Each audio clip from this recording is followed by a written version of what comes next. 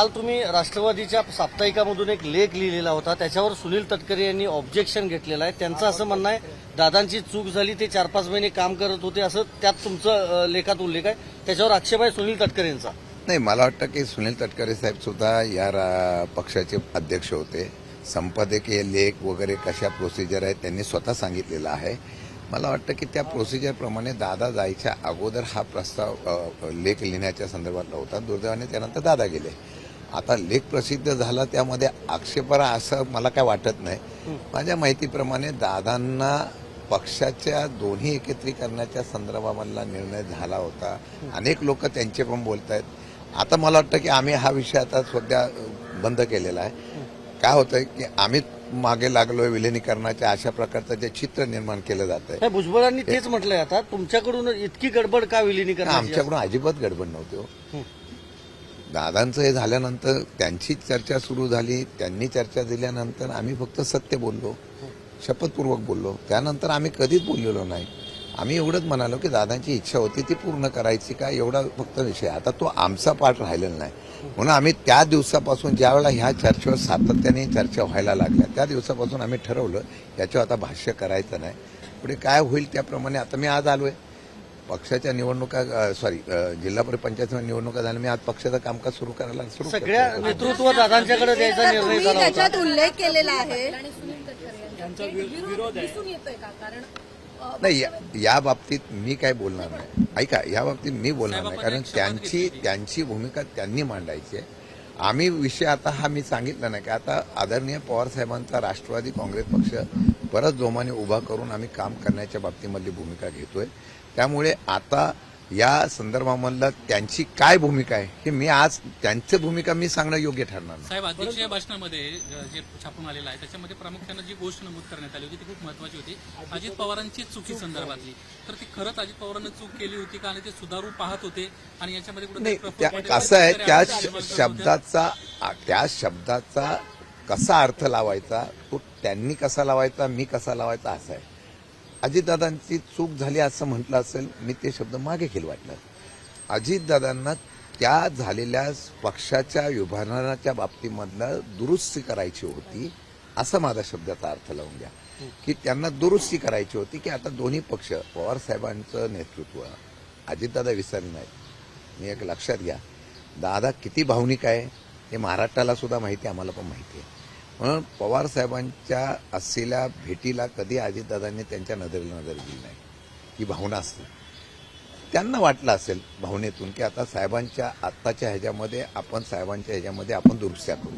मी चूक मागे घेतो, दुरुस्त्या असं शब्द घेतो. पण त्याच लेखामध्ये तुम्ही असं सुद्धा म्हणाला आहात, त्याच लेखात तुम्ही असं सुद्धा म्हणाला आहात की दोन पक्षाचं विलिनीकरण होऊन दादांच्या हातात सगळं दिलं जाणार होतं. त्या वाक्यावर त्याचं नेतृत्व दादांच्या हातात दिलं होतं. या तुम्ही लिहिलेल्या शब्दांवर तुम्ही आजही ठाम आहात. नाही, आता हे माझं संपादकीय आल्यानंतर मला तुम्ही प्रश्न विचारता, मला आश्चर्य वाटतंय. ज्यांना विचारा तुम्ही, ज्यांनी आक्षेप घेतला त्यांना विचारा, माझा काय संबंध येत नाही ना. आता ह्याच्यावर आम्ही भावना व्यक्त केली, बऱ्याच लोकांनी भावना व्यक्त केली.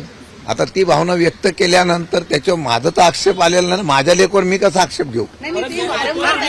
असं सांगितलं जात आहे की म्हणजे तुम्ही अजितदादांचं नेतृत्व मान्य करून एनडीए येणार होता, एनडीएतून बाहेर पडणार होते की तुम्ही एनडीए मध्ये जाणार होता, असं याचा एक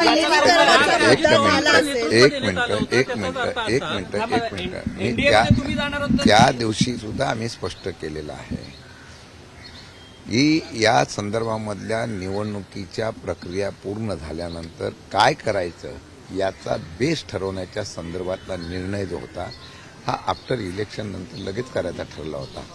ते सूत्र काय, हे सूत्र सांगण्याच्या संदर्भातली भूमिका त्या वेळेला जी चर्चा होणार त्यावेळेला होणार होती.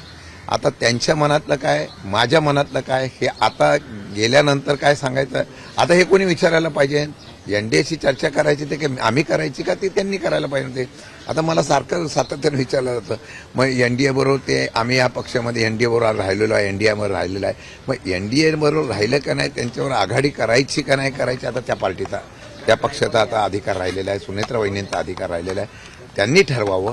मग त्यांच्याकडून प्रस्ताव आल्यानंतर तो कसा करायचा, तो स्वीकारायचा नाही स्वीकारायचा, कसं करायचा, हा चर्चा आता आम्ही वरिष्ठ पातळीवर करू. कारण आता जो चर्चा करणाराच नेता नाही आमचा किंवा पक्षाचा त्यांचा प्रमुख राहिलेला नाही, त्यामुळे त्याच्यावर आता आम्ही काय जरतरच्या विषय करणं योग्य वाटत नाही. 12 तारीख ही ठरली होती ना, 12 तारीख ठरली दादांना तुम्ही होती. एकत्र येणार होता. आता अक्षय, सुनेत्रा बाकीच्या वहिनींच्या सोबत जर तुम्ही एकत्र येणार असाल तर सुनेत्रा वहिनींना तुम्ही सगळी सूत्र देणार का राष्ट्रीय अध्यक्ष? हे आता मी याच्यावर काही कमेंट्स करणार नाही. No comments.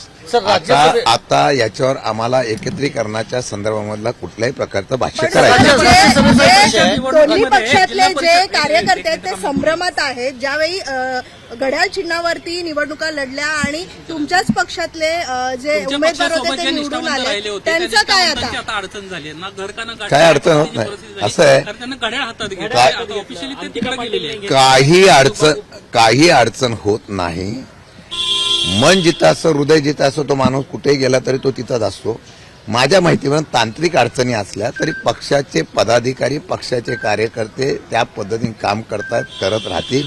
भविष्य काळामध्ये सुद्धा पक्ष चांगल्या प्रकारे उभा करी मला पाहायला मिळेल. स्थानिक पवार स्वराज्य साहेबांची- संस्थांच्या नाही, निवडणुका पवार साहेबांची तोंडावर आहे. राज्यसभेची- त्यांचा व्हीप जो आहे सर त्यांचे सोडून आहे पुरी. आम्ही चर्चा करू. तर तुम्ही त्यांना प्रस्ताव देणार आहात का किंवा तसं- आता या विषयावर कुठल्याही प्रकारची चर्चा माझ्याकडून होणार नाही. सर, नो एक- कमेंट्स. एक- एक मिनिट, मी स्पष्ट सांगतो, विलिनीकरणाच्या बाबतीमध्ये आमच्या पक्षाकडून आता कुठल्याही प्रकारचं नो कमेंट. वेगळा प्रश्न. सर, आम्हाला वेगळा प्रश्न. राज्यसभेसाठी पवार साहेबांची राज्यसभेची मुदत संपते. आता महाविकास आघाडी म्हणून जर एकत्र लढलं तर एक खासदारकी होऊ शकते. संजय राऊत असं म्हणतायत की पवार साहेबांनी असं म्हटलंय की इच्छा व्यक्त केली होती पवार साहेबांनी, असं संजय राऊतांचं म्हणणं आहे. काँग्रेस आणि शिवसेनेनं पाठिंबा द्यावा यासाठी काय तुमची असणार आहे पाऊल आणि तुमची भूमिका काय आहे पवार साहेबांची? या बाबतीमध्ये आता आमची कशा प्रकारची त्याची चर्चा झालेली नाही. भविष्य काळामध्ये ज्यावेळेला अशा प्रकारच्या वेळ येईल त्यावेळेला आम्ही सविस्तरपणे महाविकास आघाडी वाटल्यास चर्चा करू. रोहित दादांनी ज्या VSR कंपनीवर आरोप लावले होते त्याच VSR कंपनीच्या विमान पद्धतीची माहिती एक पुढे येते. नाही, त्यांनी रोहित पवारांनी सांगितलेलं जे आहे त्याची चौकशी करावी आहे त्यांनी मागणी केली. आरोप केले म्हणजे काय, त्यांनी शंका व्यक्त केली. रोहित पवारांनी शंका केलेली ती अपडेट अगदी तंतोतंत आहे. त्याची चौकशीमधून अहवाल पुढे यावा एवढी त्यांची प्रामाणिक इच्छा आहे. आता एखाद्या गोष्टीला शंका व्यक्त करणे म्हणजे त्यावेळेला अपघात झाला पाहिजे ना, आता असं तुमचं म्हणणं होतं का? ज्यावेळेला अपघात झालेला आहे त्या अपघाताच्या बाबतीमधले जे ते काही तांत्रिक मुद्दे त्यांनी उपस्थित केले आणि ते खरे आहेत. त्याच्यामध्ये मुख्यमंत्र्यापासून सगळ्यांनी सांगितलेलं आहे की चौकशी अहवाल पुढे येऊन द्या. आमचं म्हणणं आहे की त्याचे जे मुद्दे आहेत त्या मुद्द्यावर त्यांनी जी अपेक्षा व्यक्त केली कोणाकडून चौकशी करावी त्याच्याबद्दल चौकशी करावी एक नवीन माहिती समोर येते. सुमित्रा पवार त्याची मला कल्पना सर, नाही. मुंबईमध्ये एक मोठी घटना घडली आज. मेट्रोचं काम सुरू असताना सिमेंटचा एक स्लॅब कोसळला. त्याच्यामध्ये 2 ते 3 जण जखमी झालेत मुंबईत. एक जण मृत्यूदेह मेट्रोच्या कामाचा स्लॅब कोसळलेला आहे. खरं 4 गाड्या ज्या असं आहे आहेत की आता ज्या घटना घडतात याची काळजी घेणं त्या डिपार्टमेंटचं, त्या कंपन्यांचं, कॉन्ट्रॅक्टरचं काम आहे. अनेक ठिकाणी वेगवेगळ्या राज्यामध्ये सुद्धा अशा प्रकारचं मेट्रोचं काम असताना स्लॅब पडलेले आहेत. त्यानंतर वेगवेगळ्या प्रकारच्या क्रेन पडल्या, अशा बऱ्याच अपघात झालेले आहेत. माझ्या माहितीप्रमाणे अपघात झाल्यानंतर ती प्रिकॉशन घ्यायची, काळजी करण्याची गरज त्या असलेल्या कॉन्ट्रॅक्टर आणि त्या कंपन्यांची आहे. जर तशा प्रकारची झाली नसेल तर त्यांच्यावर कारवाई करावी आणि जे जखमी झाले किंवा ज्यांना त्यांना सरकारने मदत करावी. निकृष्ट दर्जाची कामं महत्वाची होत आहेत, सगळी केली जातात आहे. तर त्याच्या आधी पहिल्यांदाच त्याच घटना ठिकाणी- घडत नाहीये. समृद्धी महामार्ग असेल त्याला देखील खड्डे नाही, पडतात. मला माहित नाही, मला माहित नाही. मला एवढंच सांगावंसं वाटतं, मेट्रो कुठपर्यंत असावी.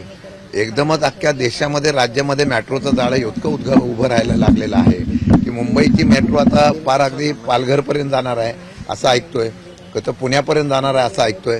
म्हणून मेट्रोचं एवढं जाळं उभं करण्यासाठी एवढा सरकारकडे इतका निधी कुठून आला किंवा इतकं सरकार या मेट्रोसाठी आग्रह काय, हा पण एक चर्चेचा विषय आहे. पण असो, पण निकृष्ट दर्जाची कामं आहेत का? तर आहेत.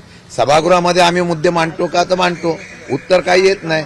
आता जर एक्सिलेशन अशा प्रकारचं एक्सटेन्शन देऊन आपण जर जास्त दराने निविदा काढत असो, जास्त इस्टिमेट काढून जर त्या ठिकाणी कामं करत असो, ते करून सुद्धा निकृष्ट दर्जाची कामं होत आहेत, ही सत्य परिस्थिती आहे. म्हणून मला वाटतं की या सरकारच्या असलेल्या यंत्रणेमध्ये पूर्णपणाने ही पोखरलेली आहे, त्याच्यावर कारवाई करण्याची गरज आहे. महाराष्ट्रातील सर्व बातम्यांचे विश्वासार्ह व्यासपीठ. सकाळच्या सर्व सोशल मीडिया प्लॅटफॉर्मला लाईक, फॉलो आणि सबस्क्राईब करा. तसंच सर्व नोटिफिकेशनसाठी बेल आयकॉन प्रेस करायला विसरू नका.